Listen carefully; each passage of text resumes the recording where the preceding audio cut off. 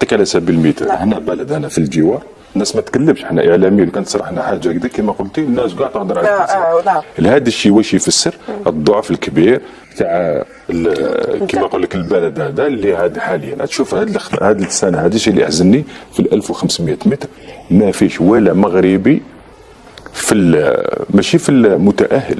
نتكلم على كل الرياضات ماهوش كرة القدم وفقط. هكذا الحصة كما أشرت في البداية خصصنا موضوع خاص بكيفية التحضير، كيفية إجراء أو الحضور والمشاركة في مثل هذه المنافسات أو التظاهرات الكبرى والألعاب الكبرى،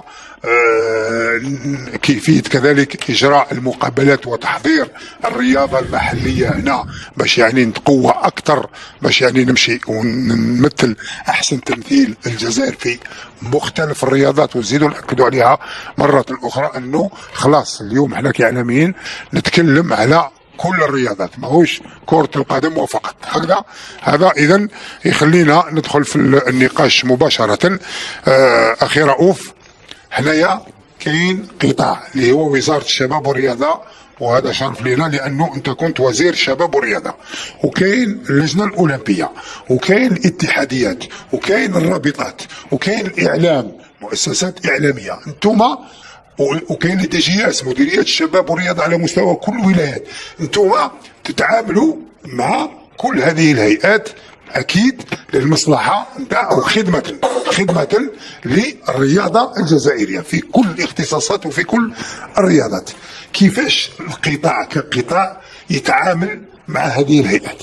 هي أكيد للهيئات أنه نعرف الرياضة أولا هي من الممارسة حتى للنخبة. نعم. أن الممارسة أكيد عادي جدا أنك تتعامل مع الحركة الجماوية وخاصة مع المجتمع المدني، لكن فيما يخص النخبة بما أنه الحدث هو نخبوي وهو أكبر حدث عالمي اللي هي الأولمبياد، المفروض أنه النخبة تتكلف بها الدولة. نعم. هي القطاع. أنا كي نتكلم خاصة أنه كما في سائر العالم حتى آخر مثل اللي كان ماد يعني تحضير النخبة إلى الجمعية اللجنة الأولمبية كانت في إيطاليا، لكن من العهدة هذه صارت يعني عهدتين. يعني إيطاليا نشأت وزارة الشباب والرياضة، هي الشبيبة والصحة داخلة في الصحة في إيطاليا، أنه باش تتكفل بالنخبة، لأنه عارفين هادو الناس حتى في أمريكا ولا حتى في الدول الكبيرة حتى في فرنسا نتكلم، حتى لأنه معروف جدا أنه تكون السياسة اللي هي أنه المفروض هي القطاع ولا الدولة وش هي تعمل يعني الهدف يعني السياسة وتوفر الإمكانيات والمراقبة هذه، لكن السياسة والإمكانيات يجوا من عند الدولة. المفروض أنا نقدر نقول لك أنا خاصة نتحسر كثير لأنه بعض نقدر نقول لك اللي ما عندهمش ثقافه، بعض المسيرين الرياضيين اللي ما عندهمش المستوى، ماهوش مستوى نتكلم ثقافي ولا العلمي ولا حتى نتكلم كثير هاد الايام بالشهادات، لكن يكون عندك مستوى تاع ثقافه الدوله، انك تكون ثقافه الانتماء والنزاهه والاخلاص، انك تعرف يعني كيفاش تدافع ويعني تحطها يعني نقدر نقول لك في نصب في السكه يعني كوم اوبجيكتيف يعني كهدف. لانه احنا نتكلم انا انا نتكلم على كره القدم، احنا على مستوى الانديه لانه راك تلعب في القاره، انا نظن البطوله تاعنا وخاصه اقتصاديا الجزائر من اقوى اقتصادات في افريقيا. مانيش فاهم كيفاش يعني ما قدرناش نحقق بطوله اللي تخرج لنا فرق اللي يتباراو على ويكسبوا بكؤوس قاريه كما كنا في الثمانينات وفي التسعينات. احنا رواد في الرياضه ايضا، احنا عندنا ثقافه، عندنا من الامكانيات كبيره. شوف انا نقول لك الامكانيات اللي تكسبها الجزائر اللي حطتها في المنشات الرياضيه، اللي حطتها في تكوين المعاهد اللي عندنا، والامكانيات البشريه، الامكانيات الماديه، وتزيد في العهده هذه 19 24 الاراده السياسيه التي لا مثيل لها اللي شفناها مع رئيس الجمهوريه شخصيا يتابع، وشفنا كيفاش هنا كيليان مور شخصيا ومع باسم الجيش الوطني الشعبي، باسم الشعب الجزائري، باسم رئاسه الجمهوريه اللي بطاله كل هذا الاهتمام. المفروض الامكانيات نعرف كيفاش نحطوا الرجال والنساء المناسبين في المكان المناسب. انا دائما نقول لك المكانه تاع الجزائر انا نشوفها مع العشر الاوائل صح في الترتيب صح نشوفوها مع العشر الاوائل عفوا، ولكن قلنا باللي كاين نحبوا درك ولا نكرهوا لازم نصارحوا بعضنا باللي كاين صراعات، كاين تجاوزات، كاين خروقات. مراد تسمع باللي مثلا كاين احتكار. يقول لك اللجنه الاولمبيه ما خدتش الراي تاع الوزير، تسمعها ياك هذه موجوده، ولا قال رئيس تاع الفريق هذاك تاع النادي هذاك ما يعترفش برئيس الاتحاديه. موجوده هذه مراد ولا ماشي موجوده؟ حنا ماذا بينا باش نهضروها شويه. تفضل يا مراد. بصح هذه لماذا مراد على بالك مفصل؟ لأن اليوم يتكلم عن رياضة النخبة. رياضة النخبة احنا نستناوها كي تلحق، بصح ما نحضروهاش. شغل برافو رانا نهضروا على كيليان امور شغل سي ان برودوي الجيريان، لا نقولوها بكل صراحة.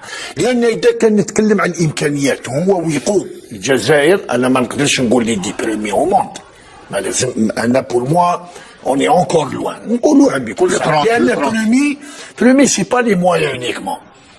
انت كملت لي موان وكملت لازم الرجل المناسب في المكان. هذا المشكل هذا هو اللي راهو مطروح حاليا في الرياضه الجزائريه. لان علاش ما عندناش اون ميثودولوجي، ما عندناش منهجيه، طريقه عمل من اجل الوصول الى المبتغى.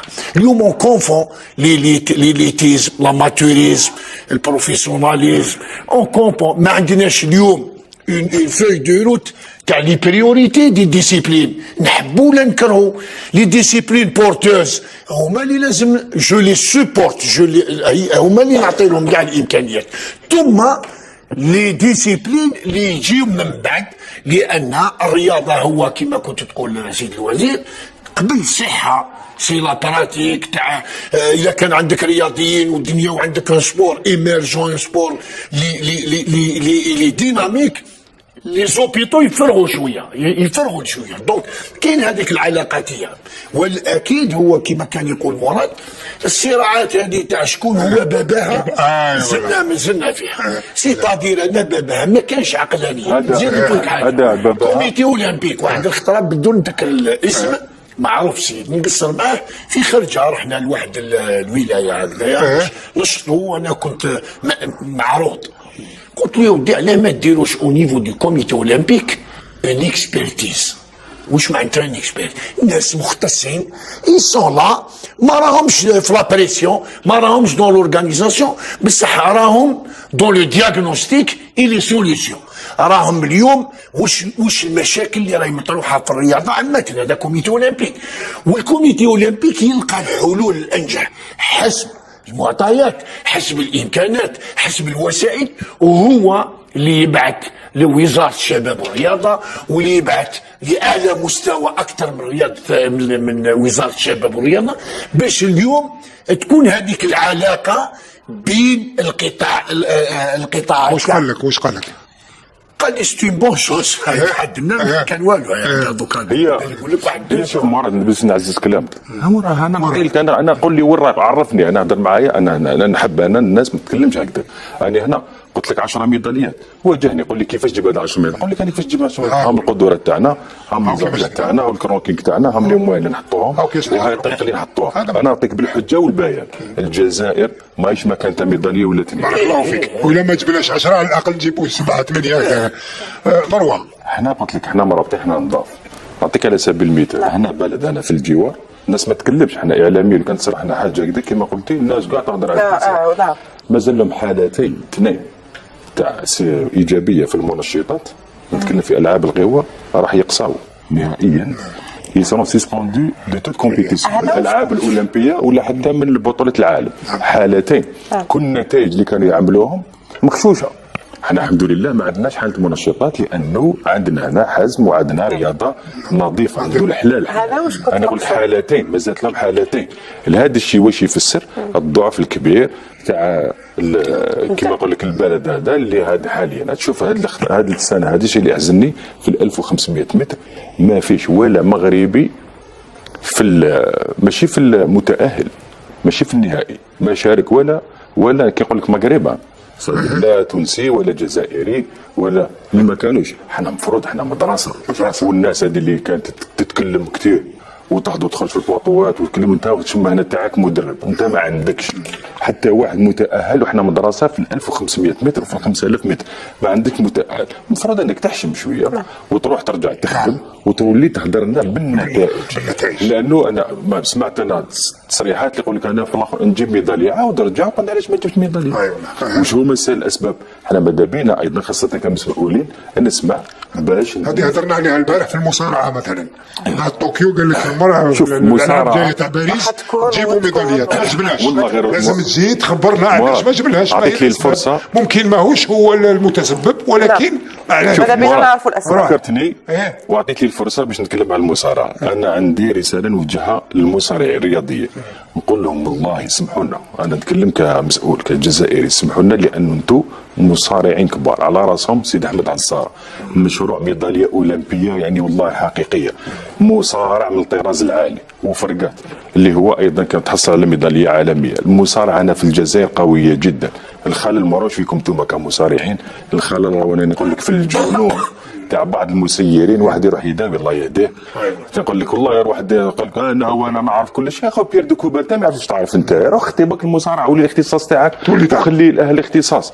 انت كي تشوف انت عندنا مصارعين كبار وعندنا اخصائيين كبار، احنا اللي علمنا المصارعه في افريقيا وعلمنا المصارعه. احنا نعطيك على سبيل المثال، احنا كان عندنا من الرياضات التقليديه اللي هي جزائريه، احنا زوج كي يضربوا بكري واش يقول لك تقاريه، هي التقاريه سي لا لو تراديسيونيل تاعنا، هي المصارعه التقليديه تاعنا. احنا عندنا المصارعه تمشي في الدم. لانه تاسفت كثير نقول للمصارعين ما تفشلوش، انتم من ابطال، ويا با دو موفي اتليت، يا دو موفي ديريجون، دو موفي انترينور. انتم واصلوا وان شاء الله الميداليات راح يكونوا اولمبيه، راح تكون في العهده الجايه، والمصارعه باذن الله راح تكون عندها ميداليه كما تكون عندها الجيم، وكما تكون عندها ان شاء الله ايضا نتمنى الجمباز، وكما تكونوا نكونوا في صف الكبار ان شاء الله. هذا ما نتمناه.